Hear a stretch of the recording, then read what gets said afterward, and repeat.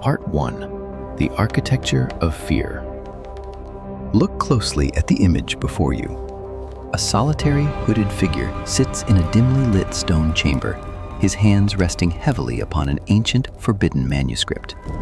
His face is half hidden in the flickering shadows of a single candle, but his eyes are fixed directly on you. His mere presence radiates an overwhelming, suffocating atmosphere of dread, paranoia, and absolute authority. This single, terrifying figure represents the ultimate shadow of the Middle Ages. For centuries, we have been told a highly sanitized story of medieval Europe. We are taught to imagine a society unified by shared beliefs, guided by righteous leaders, and protected by noble knights in shining armor. But what if the history books shielded you from the darkest, most sophisticated psychological terror ever engineered by a religious institution? In this documentary, we are going to completely expose the secret reality of the medieval Inquisition. You will step into a ruthless world where a single anonymous whisper from a jealous neighbor could destroy your entire bloodline. You will witness how the Church essentially invented the modern surveillance state, utilizing secret denunciation boxes, psychological manipulation, and sheer terror to control the minds of an entire continent. And most shockingly, you will discover how the righteous hunt for heretics rapidly evolved into a highly lucrative international business. We will reveal how the massive confiscation of private property enriched the popes and kings of Europe, turning the holy tribunals into massive profit-generating machines. To understand how an unbreakable empire of fear was constructed, we must first look at the exact moment the traditional laws of justice were fundamentally broken. Part 2. The birth of the thought police, the new legal nightmare. To understand the birth of this terrifying organization, we must travel back to the 12th century. Until the development of the Catholic medieval Inquisition in the 12th century, the legal systems used in medieval Europe generally relied on the adversarial system. Under this traditional system, you could not simply be put on trial based on a rumor. Unless people were caught in the act of committing crimes, they could not be tried until they had been formally accused by their victim. Because the legal penalties for making a false accusation in those days were incredibly severe, people were highly hesitant to accuse their neighbors. This made it very difficult for the authorities to prosecute hidden crimes, and almost impossible to police people's secret religious beliefs. But the Catholic Church was facing a massive, unprecedented crisis. The medieval Inquisition was established in response to movements considered apostate or heretical to Roman Catholicism, in particular Catharism and Waldensians in southern France and northern Italy. These groups openly rejected the extreme wealth of the Catholic clergy, challenged the absolute authority of the Church, and threatened to completely fracture the foundation of the religious establishment. The Vatican quickly realized that traditional preaching and public debates were completely failing to stop this massive intellectual rebellion. Therefore, the fundamental rules of justice had to be rewritten. Beginning in 1198, Pope Innocent III issued a series of decretals that reformed the ecclesiastical court system. He created a terrifying new legal weapon known as the inquisitional procedure. Under this new system, an ecclesiastical magistrate no longer required a formal accusation to summon and try a defendant. The judge, the lead investigator, and the jury were now seamlessly merged into the exact same person. Beginning in the 1250s, inquisitors were generally chosen from members of the Dominican order, replacing the earlier practice of using local clergy as judges. These men answered to no local king or city bishop. They answered only to Rome. Suddenly, the burden of proof was entirely reversed. You were no longer presumed innocent until proven guilty. The moment the inquisitors called your name, your guilt was already assumed. And in many of these trials, you had absolutely no right to a defense lawyer. The shadow of the Inquisition had officially fallen over Europe, and the psychological nightmare was about to begin. Part 3. The Lion's Mouth, a culture of secret snitches. To completely control a population, you do not need a massive army of armed guards. You only need to make the people police themselves. This was the dark underlying genius of the Inquisition. They engineered a continent-wide surveillance state built entirely on human paranoia. Nowhere was this more visible than in the powerful Republic of Venice, where the authorities installed terrifying stone letterboxes across the city streets. These were the infamous Bocche di Leone, or lion's mouths. Embedded directly into the thick walls of churches and state buildings, these carved stone faces featured open, hollow mouths. They served a singular, chilling purpose. They were official receptacles for secret denunciations. A citizen could simply write down an accusation of heresy, blasphemy, or treason, and slip the note into the dark jaws of the stone lion. While the authorities technically required signatures and witnesses for certain severe crimes, the psychological impact on the general public was absolutely devastating. It created a society where anyone, at any time, could be an informant. As a result, an invisible web of terror descended over everyday life. You could no longer trust your business partners, your neighbors, or even your own family members. If you had a personal grudge against someone, a whispered accusation to the local inquisitor was enough to completely ruin their life.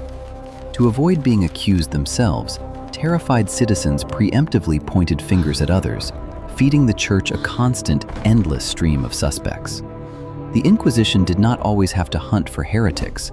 The terrified population willingly handed them over. But once a suspect was swallowed by this ruthless system, they faced a judicial nightmare specifically designed to break the human mind. Part 4. The Psychology of Interrogation. Good cop, bad cop. Recall the image of the Grand Inquisitor sitting alone in that candlelit stone chamber, staring piercingly into your soul. That chilling, calculated gaze was not just for show. It was a highly refined weapon of control. Today, we often associate the Inquisition exclusively with gruesome physical torture devices like the rack or the strapado. However, historical records reveal that their most effective and widely used tools were entirely psychological. The inquisitors were highly educated scholars, lawyers, and theologians who essentially wrote the very first manuals on psychological interrogation. When a suspect was arrested, they were immediately thrown into complete, suffocating isolation. The inquisitors deliberately withheld the names of the accusers and often refused to even tell the prisoner what specific crime they were being charged with. This agonizing uncertainty, combined with the wretched, freezing conditions of the medieval dungeons, was specifically designed to erode the prisoner's sanity before the trial even began. Inquisitors fully recognized that psychological pressure was often more damaging and effective than shedding blood. To extract confessions, they pioneered a manipulative psychological tactic that modern law enforcement still uses today, the good cop, bad cop routine. During an intense interrogation, one inquisitor would act aggressive, impatient, and deeply hostile, screaming threats of the burning stake and eternal damnation. Then, a second inquisitor would step in, playing the role of a gentle, sympathetic savior. This good inquisitor would apologize for his colleague's harshness and speak in a soft, fatherly tone. He would promise mercy, leniency, and reconciliation with God if the terrified prisoner would simply confess to the charges. Exhausted, isolated, and absolutely desperate to avoid the physical torture chamber, thousands of innocent people broke down. They confessed to imaginary crimes and named innocent friends just to make the psychological torment stop. The Inquisitor's dark manuscript was filled not with the truth, but with the desperate lies of broken minds. Part 5. The Business of Heresy. To fully comprehend the sheer scale and longevity of the Inquisition, we must look beyond religious fanaticism and examine its underlying financial structure. Maintaining a continent-wide network of tribunals, spies, guards, and scribes required an astronomical amount of money. But one of the most striking and dangerous aspects of the Inquisition's organization was its form of financing. It operated without a defined budget from the state or the central church. Instead, The tribunals depended almost exclusively on the direct confiscation of the goods and properties of those they denounced. This created a horrifying conflict of interest. The holy judges were financially incentivized to find people guilty. As one desperate converso from Toledo wrote in a memorandum to King Charles I, the expenses of the Holy Office came directly from the condemned, meaning that if they do not burn, they do not eat. By papal decrees in the 13th century, the confiscation of a heretic's property was made a mandatory penalty, and local secular rulers were required to enforce it. The massive proceeds were nominally supposed to be split into thirds: 1/3 for the local secular state, 1/3 for the papacy, and 1/3 directly into the pockets of the Inquisition. However, the wily inquisitors almost invariably managed to secure the lion's share of the staggering spoils. This profit motive profoundly influenced the Inquisition's choice of victims. The tribunals had a clear, undeniable incentive to specifically target wealthy merchants, successful artisans, and land-owning nobles who could afford to yield up substantial revenues. But the greed of the Inquisition did not stop with the living. Whenever the supply of wealthy, living suspects ran low, the inquisitors turned their attention to the dead. Because there was no statute of limitations on heresy, the Inquisition was permitted to accuse and condemn people for crimes dating back 40 or even 100 years. They would literally exhume the corpses of dead citizens and put their bones on trial. Since a dead defendant could not protest or provide witnesses, a guilty verdict was incredibly easy to secure. Once the corpse was found guilty, the Inquisition had the absolute legal right to seize all the money, land, and property that had been passed down to the victim's innocent children and grandchildren. It was a flawless, risk-free mechanism of wealth redistribution that generated immense profits while tearing the medieval economy apart. Part 6. The truth about torture tools. When modern people think of the Inquisition, they immediately picture dark, subterranean dungeons filled with diabolical and highly elaborate torture machines. We imagine devices like the infamous Iron Maiden, a terrifying coffin-like cabinet lined with deadly iron spikes designed to slowly impale the victim trapped inside. But here is the shocking historical reality. The Iron Maiden is a complete myth. Historians widely agree that the Iron Maiden was never actually used during the Middle Ages, and was likely a sensational fabrication invented in the 18th or 19th century to make the medieval period appear much more barbaric than it actually was. The same is true for many of the highly artistic, complex devices you see in modern torture museums. The reality of medieval torture was mechanically much simpler, but absolutely devastating. For the first few decades of the medieval Inquisition, physical torture was not officially part of the investigative process. But in May 1252, following the assassination of a prominent inquisitor, Pope Innocent IV issued a groundbreaking papal bull known as Ad Extirpanda. This document officially authorized the Inquisition to use torture as a tool for extracting confessions. However, there was a strict, horrifying rule attached to this permission. The inquisitors were explicitly forbidden from using methods that shed blood, caused permanent mutilation, or resulted in death. Therefore, the interrogators relied on methods that caused unbearable, invisible, internal agony. The most infamous tool was the rack, a mechanically simple wooden frame with rollers and cranks. The victim's wrists and ankles were tied to opposite ends, and the executioner would slowly turn the handle, stretching the body until the joints violently dislocated. Another common method was the strappado, where the victim's hands were tied behind their back and they were hoisted high into the air by a rope attached to their wrists, often with heavy weights tied to their feet. But as you saw in the chilling stare of the Grand Inquisitor in our image, the ultimate goal was never just physical pain. The torture devices were often simply placed in the room to break the victim's mind. The mere threat of the rack, combined with profound isolation and psychological manipulation, was usually more than enough to shatter the human will. Part 7. The Spanish Terror. As the centuries passed, the Inquisition did not weaken. Instead, it evolved into something much more systematic, bureaucratic, and terrifying. In 1478, a new and deadly chapter began when the Spanish monarchy took direct control of the holy tribunals, creating the infamous Spanish Inquisition. The primary goal was to completely consolidate state power and enforce absolute religious uniformity across the newly united kingdom. And at the head of this new, terrifying engine of state control was a Dominican friar named Tomás de Torquemada. Appointed as the first Grand Inquisitor in 1483, Torquemada transformed the chaotic religious persecution into a highly organized, inescapable machine. In 1484, he promulgated 28 detailed articles that drastically expanded the legal power of the inquisitors, allowing them to systematically prosecute not just heresy, but sorcery, blasphemy, and usury. Under his terrifying reign, the tribunals were heavily weaponized against Jewish converts to Christianity, known as conversos, who were constantly suspected of secretly practicing their old faith in the shadows. To justify his extreme methods and escalate the continent-wide terror, Torquemada and his judges utilized sensational, fabricated show trials. The most infamous was the case of the Holy Child of LaGuardia in 1490.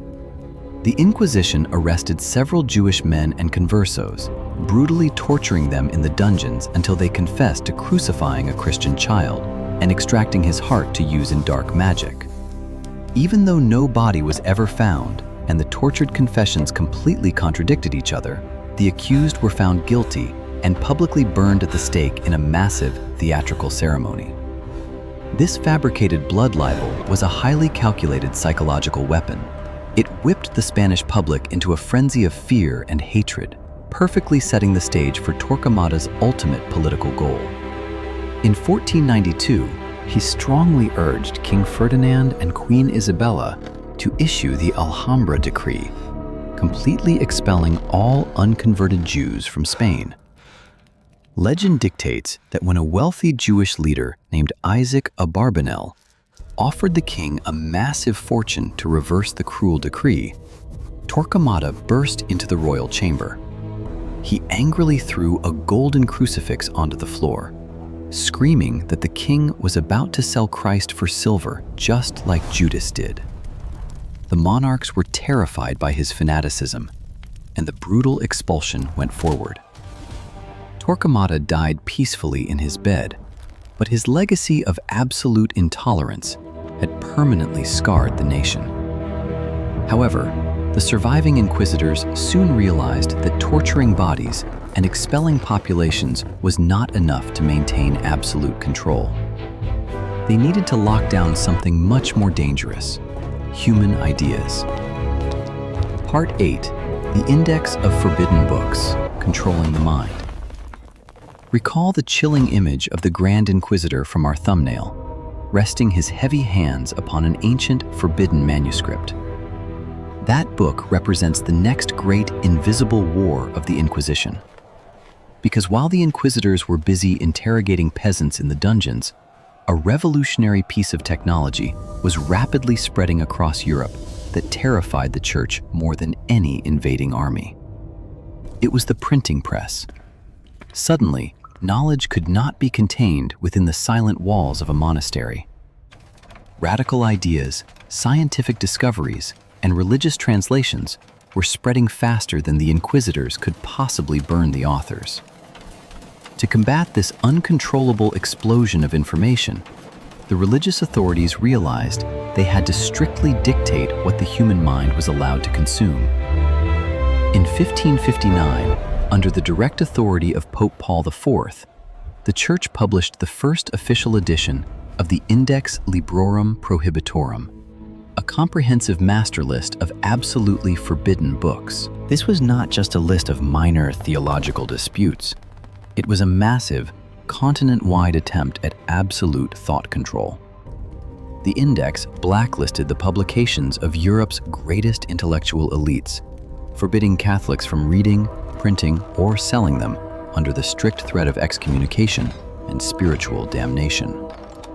For centuries, the brightest minds in human history were officially banned. The groundbreaking astronomical works of Johannes Kepler, the heliocentric theories of Nicolaus Copernicus, and the legendary writings of Galileo Galilei were all condemned as highly dangerous to the faith. A specialized, permanent committee, known as the Sacred Congregation of the Index, was established specifically to constantly update this list of dangerous ideas. They created an oppressive atmosphere where simply reading a book of science, philosophy, or literature could be considered a mortal sin. But here is the most shocking, untold truth about the Index of Forbidden Books. This was not just a dark, medieval practice that faded away during the Enlightenment. The Church continued to officially update and enforce this list of banned literature well into the modern era. The 20th and final edition of the Index was actually published in 1948. It was not until the year 1966, following the modernization efforts of the Second Vatican Council, that Pope Paul VI finally abolished the Index Librorum Prohibitorum, officially stripping it of its ecclesiastical legal power. For over 400 years, the Inquisition had successfully dictated exactly what a massive portion of the human race was allowed to read, write, and think. Part 9. Escaping the Dungeons, the Innovation of House Arrest. When we picture the ultimate fate of an Inquisition prisoner, we immediately imagine them rotting away in a damp, pitch-black underground cell. While this was certainly the grim reality for many, the Inquisition was, above all else, a highly pragmatic and calculating bureaucracy. Running a massive network of secret prisons across multiple countries was astronomically expensive. Feeding, guarding, and maintaining thousands of inmates drained the very profits the tribunals were trying to collect. Furthermore, locking up prominent nobles, wealthy merchants, or highly respected members of the clergy for years on end caused severe economic and social disruptions that local governments simply could not afford. Because of this logistical nightmare, the Inquisitors developed a highly innovative alternative form of punishment. They introduced a legal concept known as prisão domiciliaria, which we know today as house arrest. If a suspect was elderly, a woman, a noble, or a member of the clergy who did not pose an immediate threat of violent rebellion, the judges would often confine them to their own homes or monasteries. This allowed the Inquisition to clear out their crowded dungeons while maintaining absolute control over the suspect's life. Perhaps the most famous victim of this inquisitorial house arrest was the legendary astronomer Galileo Galilei. After being forced to publicly retract his scientific discoveries about the solar system, he spent the final years of his life permanently confined to his villa under the strict, watchful eyes of the Church. While house arrest seemed like a merciful alternative to the dungeon, it was actually a highly effective method of psychological isolation. The condemned individual was strictly forbidden from speaking about their trial, discussing their beliefs, or holding any public office. Their home became their permanent prison, and their own family members essentially became their wardens. The social stigma attached to an Inquisition sentence meant that their friends and business partners completely abandoned them out of fear of being investigated themselves. Without realizing it, the medieval inquisitors had laid the conceptual groundwork for modern penal practices. The flexible, differentiated detention systems we use today, including bail, parole, and electronic monitoring, all trace their structural roots back to these early inquisitorial tribunals. They did not just invent ways to punish the body, they invented incredibly efficient ways to isolate and quarantine the human mind. Part 10. The Lingering Shadow. How the Inquisition shaped today. In 1834, after centuries of absolute power, the Spanish Inquisition was finally, officially abolished. The secret tribunals were closed, the dark manuscripts were archived, and the fires were permanently extinguished. It is incredibly tempting to look back at the Inquisition as nothing more than a dark, barbaric relic of the distant past. A closed chapter of history that has absolutely no bearing on the modern world. But history does not vanish simply because a law is repealed. Recently, modern economists and social scientists conducted a massive, unprecedented study. They analyzed the meticulously kept records of over 67,000 Spanish Inquisition trials spanning 3 centuries.